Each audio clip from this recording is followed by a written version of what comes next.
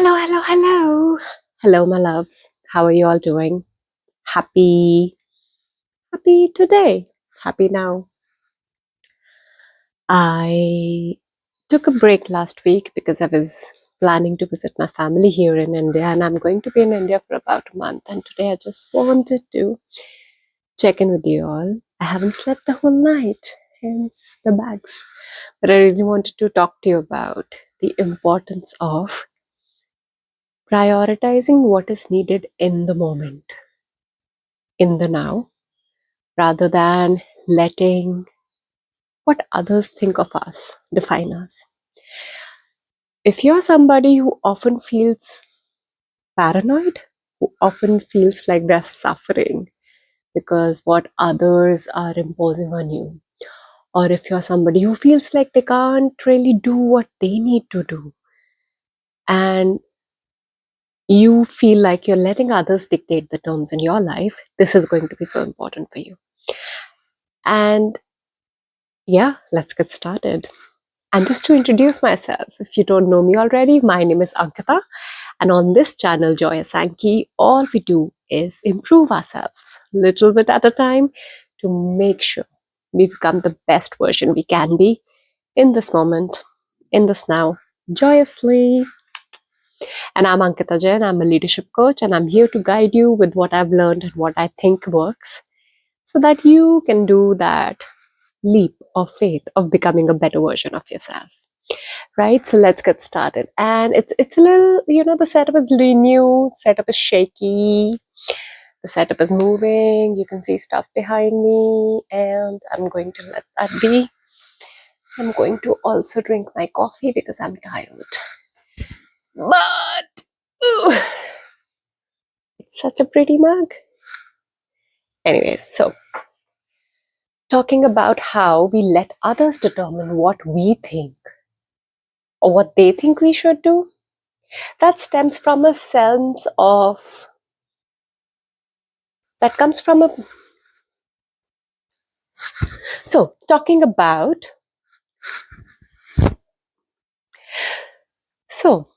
about letting others dictate our lives, it has a lot of things that come into picture that are making you feel like that is okay to do or that is letting that happen. The first thing and the most important thing in this area is the fact that you are unsure about yourself. If you are unsure about yourself, if you're unsure about your skills, your gaps, your knowledge of who you are and who you are not, both sides are equally important. Others can take advantage of it and they can force feed you information and pretend to know more about you. But honestly, how can anybody else know more about you than yourself? The only case, and even when you don't really know, like it's not in your realm of knowing, you still know. Your body knows, your mind knows, your subconscious knows. It's in your unconscious, it's maybe just not in your conscious. So recognizing the fact that nobody's a bigger authority on you than yourself is really important. But that comes with the responsibility. It comes with the responsibility of you allowing yourself to see yourself as you are. Have you seen that movie Inside Out 2?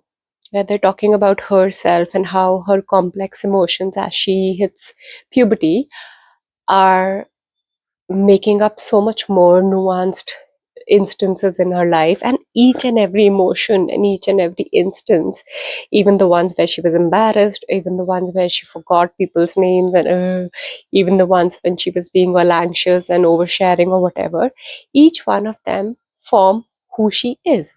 She's a good friend, but she's not worthy, she's this, she's that, all of it comes together. So it's not just one thing, it's all of it, right?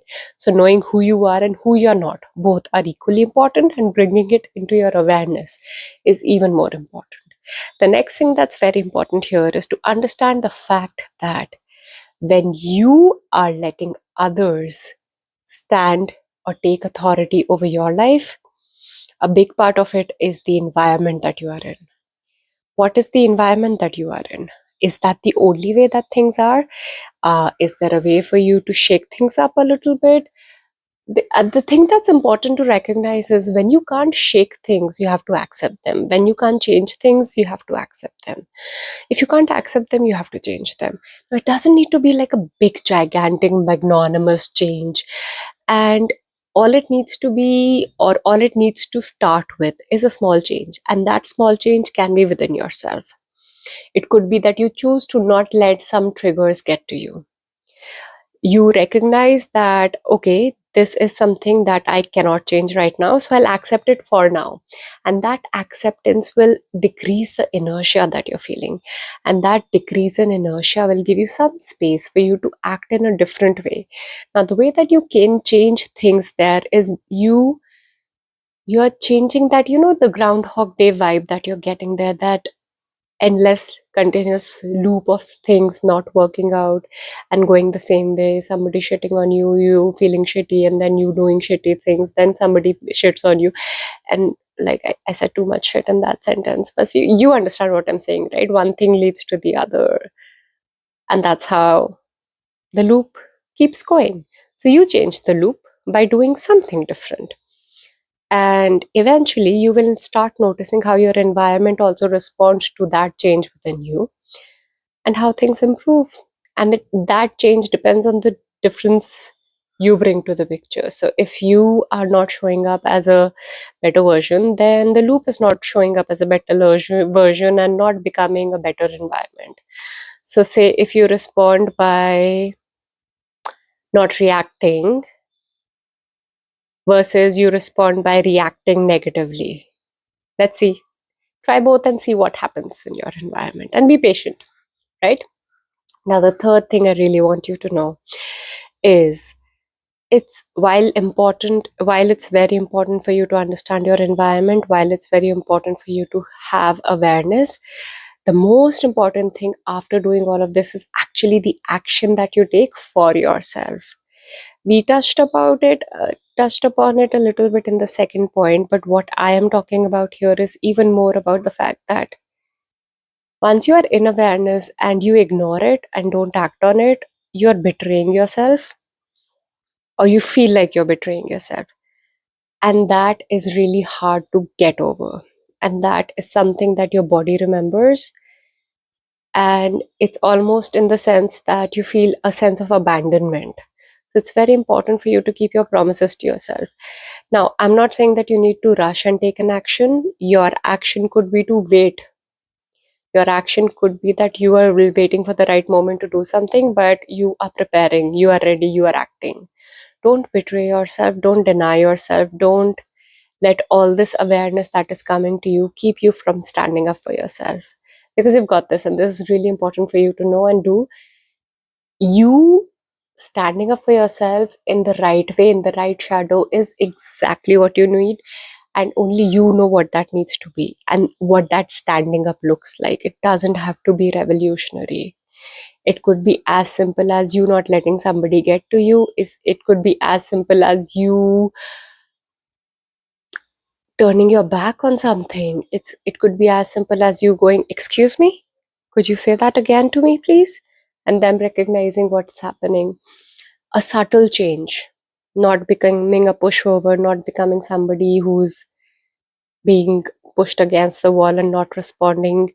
These are all exaggerating situations, right? But we face, especially women and people of color, we face these mini ideas of racism, of sexualism, of all of these so many big topics that I'm like, I recognize, everybody recognizes they occur all the time, right? And often you can't really talk a lot about that without putting yourself in a situation that could harm you. So it's not like I want you to put yourself in a situation that could hurt you, but I want you to see where you can do what. Because don't let all this awareness go to waste, because if you don't do anything, it's going to make you feel really bad about yourself, and that is a recipe for disaster. That is actually a root cause of all of the things that are happening which are making you feel like this. So if you're ready to break this cycle, if you're ready to move on, if you're ready to own your own life, if you're ready to be the maker and creator, the collaborator, the chief, the main character of your own life instead of a sidekick. Don't let yourself down by not being there for yourself. Know yourself, change your environment, and be there for yourself. And you've got this. And if you think this video can help somebody, if you think what I'm sharing has meaning, if you think it can be applied somewhere in your life, share this video with somebody. Let me know in the comments below, because I really want to know how this one landed on you. And I want to know what you're going through in your life, how you're going to apply this, what are the changes you're going to make. It's always good to know. So please do share. I can't wait to hear from you. And till then, I will see you next time. Bye bye.